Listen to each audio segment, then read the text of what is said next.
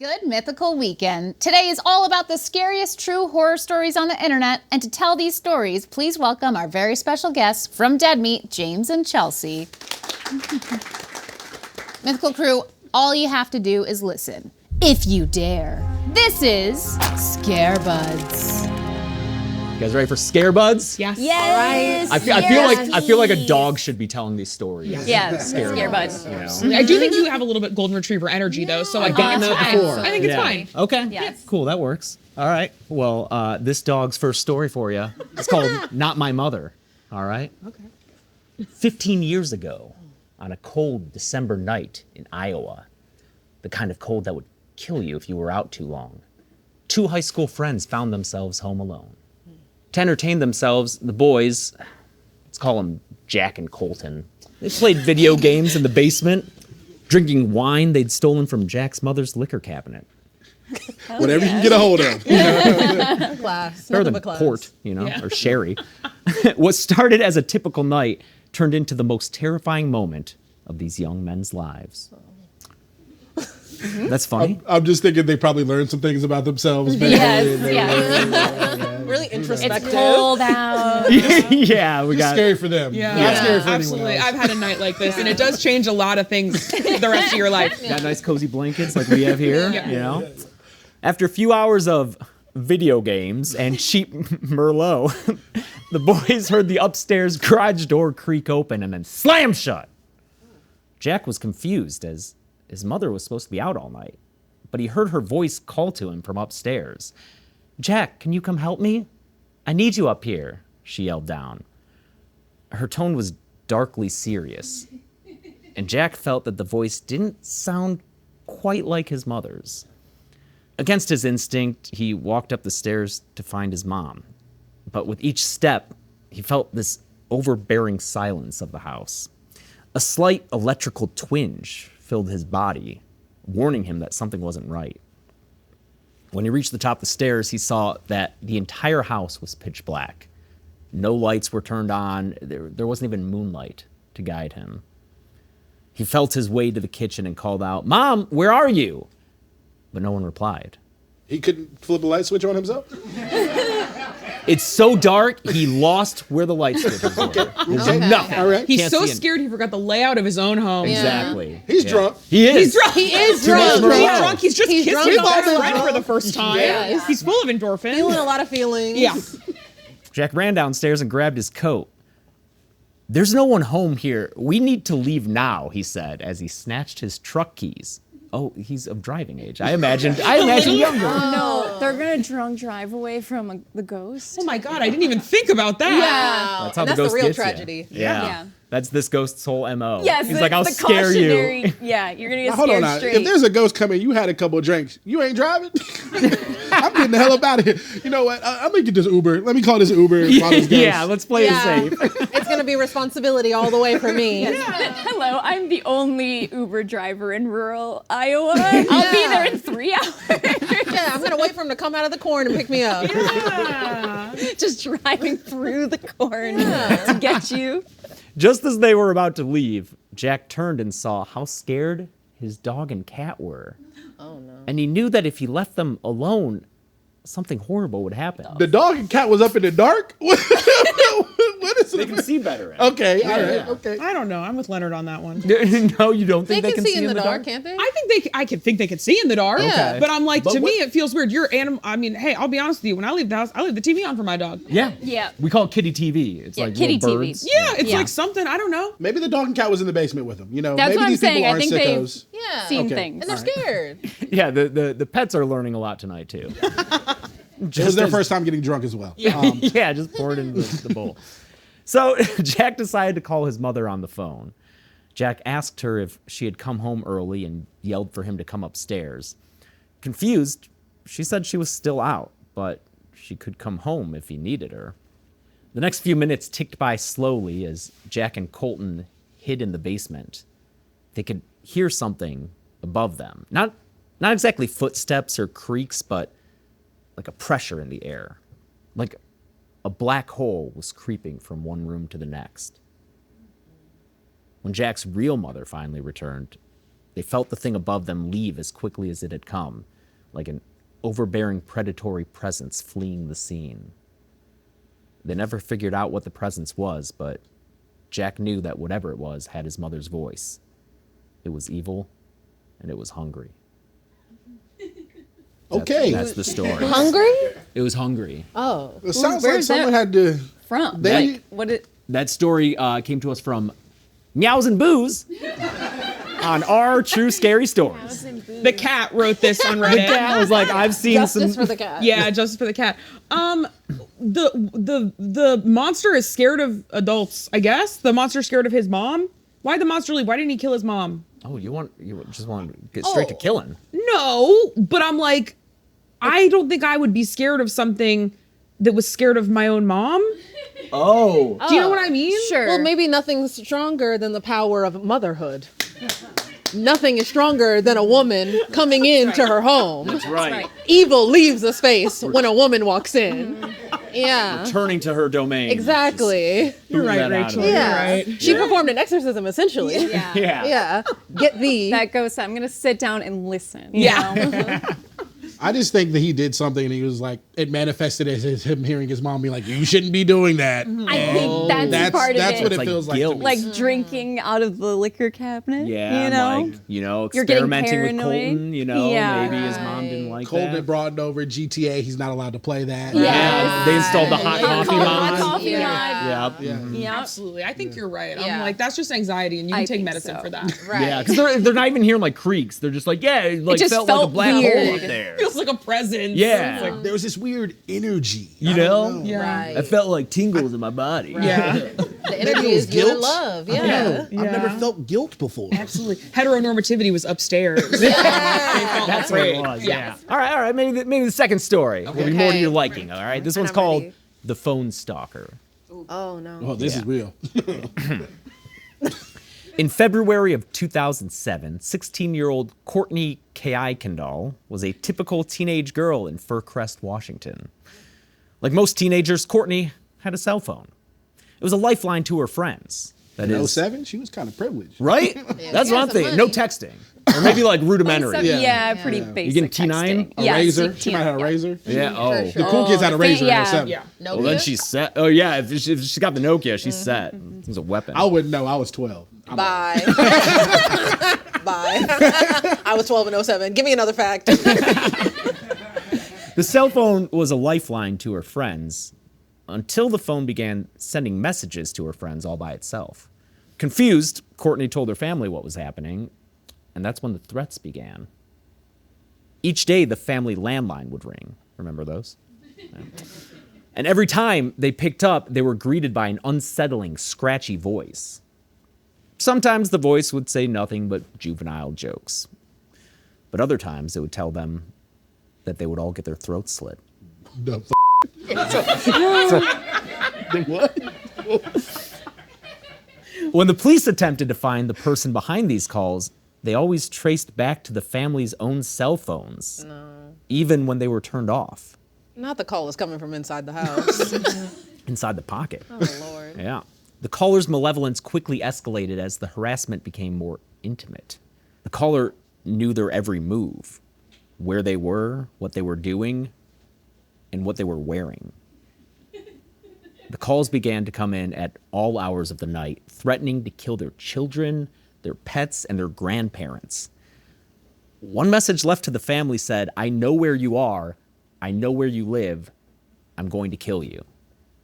What happened next threw the family into a new realm of fear.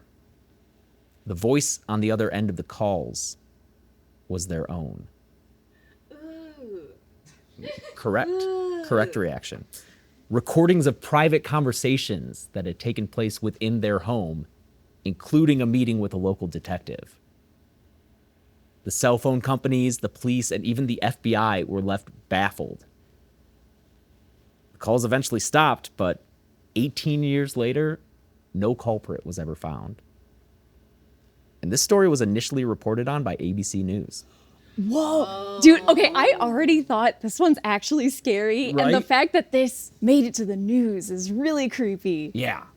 I will say I am too confrontational. I'm like, oh, you can see everything I'm doing? Get ready to see some stuff you don't want to see. Please take me off your Yeah. list and don't call during dinner. Thank you. I'm like, I'm going to do some stuff around my house that human eyes should not see.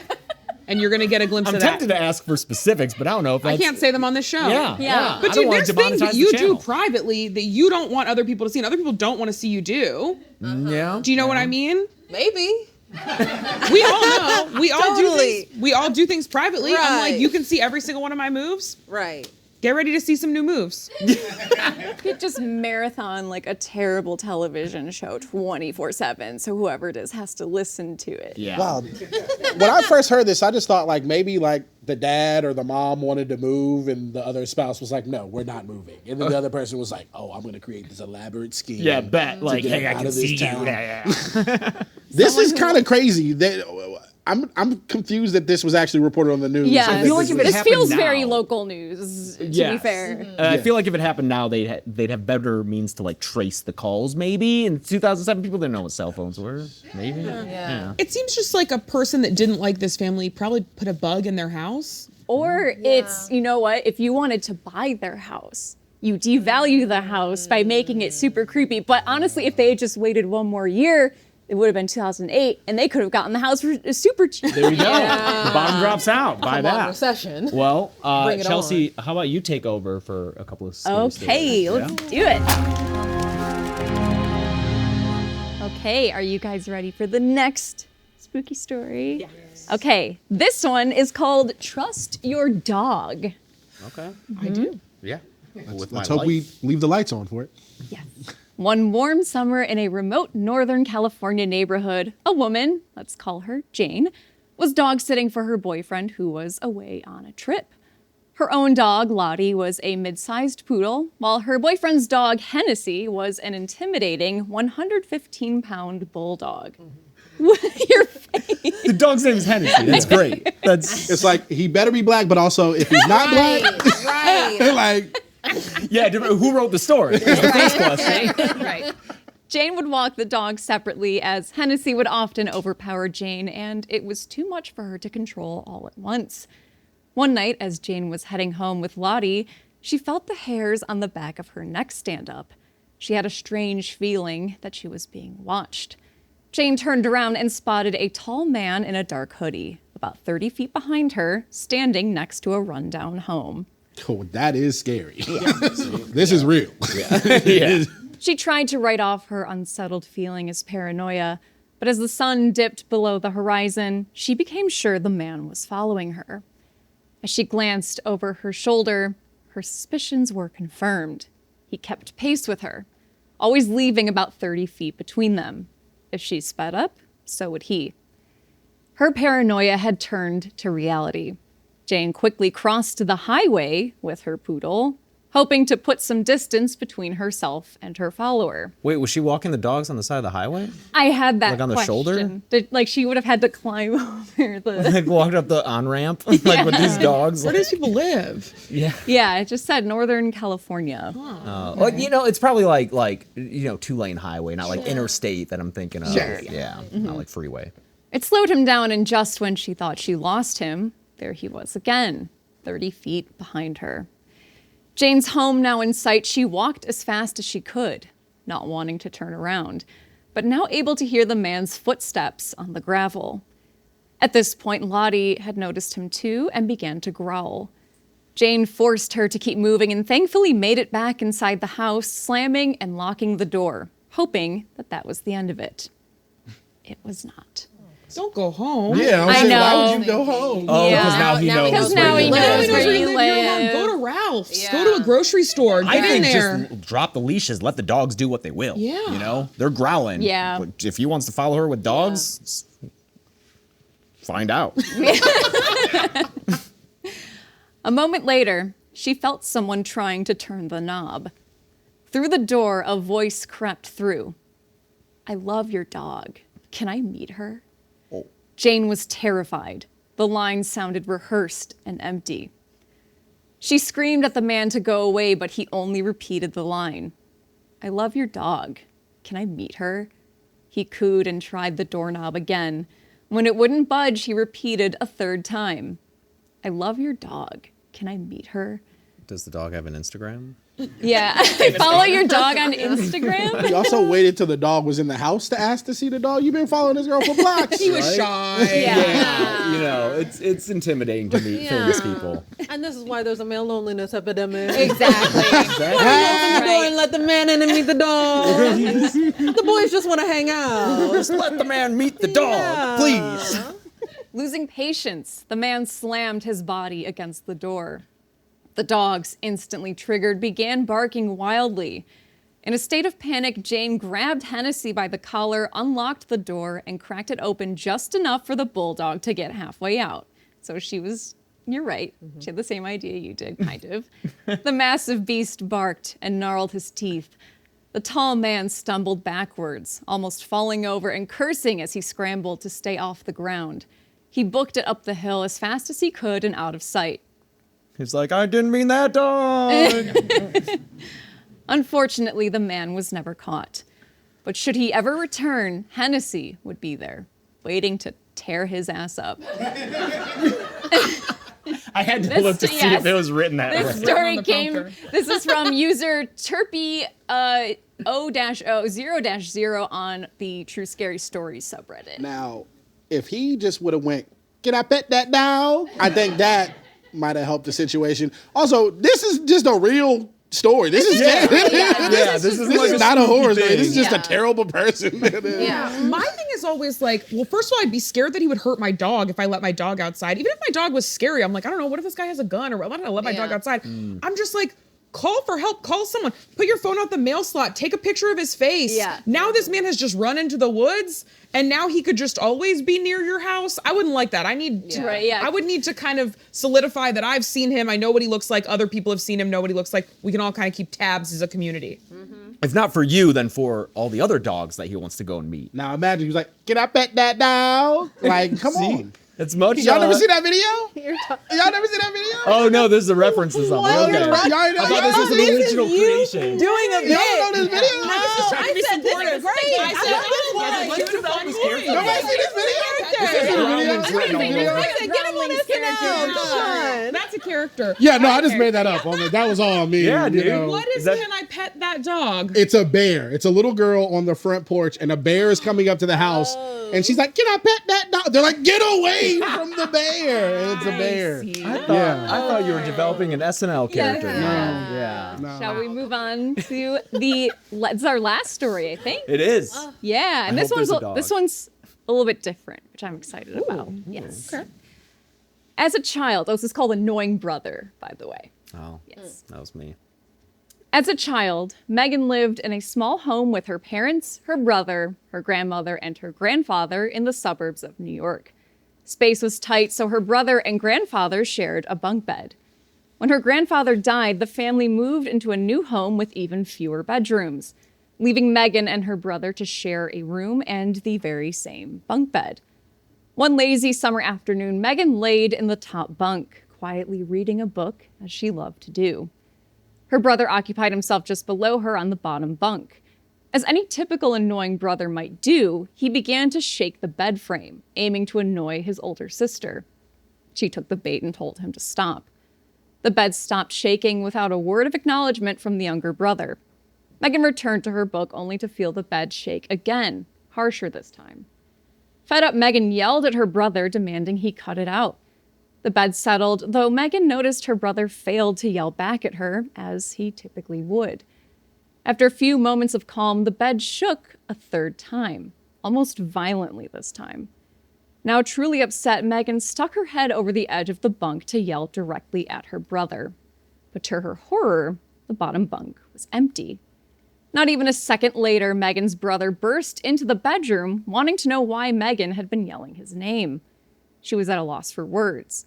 She was positive he had been in the room with her the whole time. Later, she found out that her grandfather had died in his sleep on the bottom bunk of that same bed. Her mother told them he had died in the hospital, so her brother wouldn't be scared to sleep in the bottom bunk. Damn.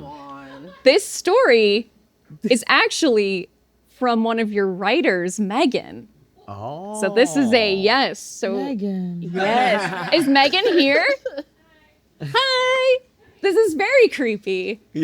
I was about to talk crap about your grandpa, but now I'm not going to anymore. So I love that the parents were too cheap to get a new bed. That was my question. Yeah, Megan, were you like, excuse my question, but particularly low income, or was your family just like was this? I'm curious. I'm like, Hey, was were you this poor growing up? Yeah. Well, I'm like, was this a necessity, or were your parents just like, it's fine, it's not that big of a deal? No, yeah, we were poor. So you're the sister? Yeah, I'm Megan. Hi. Hi.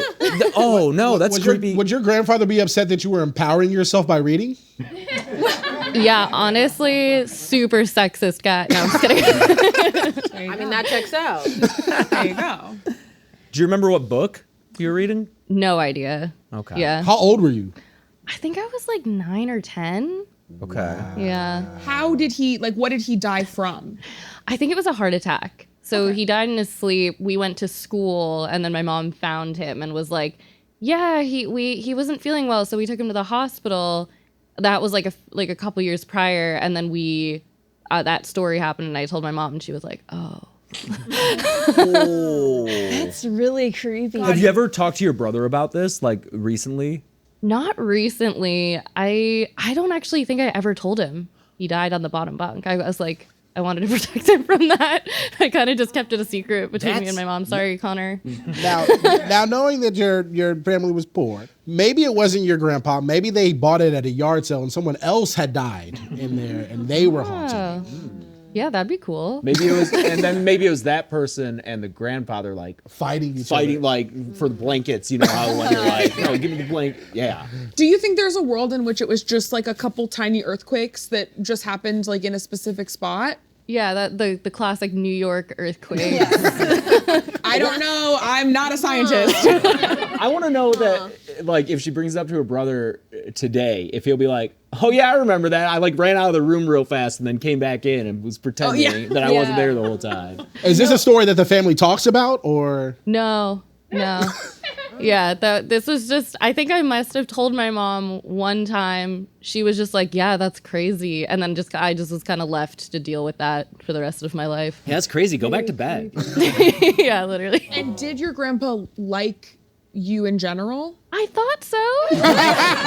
Maybe he was just saying hi. You know what I mean? Like ghosts can't speak. Yeah, It's, that was they the gotta. only- It's like hello. Yeah, they Y'all seen did. Ghost Story, right? Yeah. I used to read at dinner, like, and ignore my family. So maybe he was like, "Hey, stop that. Stop reading." I would do the same thing. Wow. I saw a ghost one time. Yeah. I was like 6. You 6 waited years old. this late to say this? Yeah, I saw a ghost one time. I don't tell people because they think I'm crazy, you know? Right. I was just in my bed. It was just an old black woman in a rocking chair just sitting there rocking in the corner of my bedroom. And I was like, oh, snap. And I went back to sleep. And that was it. Do you own a rocking chair? I do not. Oh, so, the rocking chair was part of the and the operation. woman were the Yeah. ghost. Yeah. Wow. Yeah. Her prized possession. Yeah. Yeah. That's who she was. You went back leave to home. sleep and she had to like drag it back Yeah, out. she was like, all right. Yeah. Were you scared? I remember being like, what is happening? And just going back to sleep. Yeah. That's literally Do you it. think it was like a sleep paralysis? Maybe. Yeah. Yeah.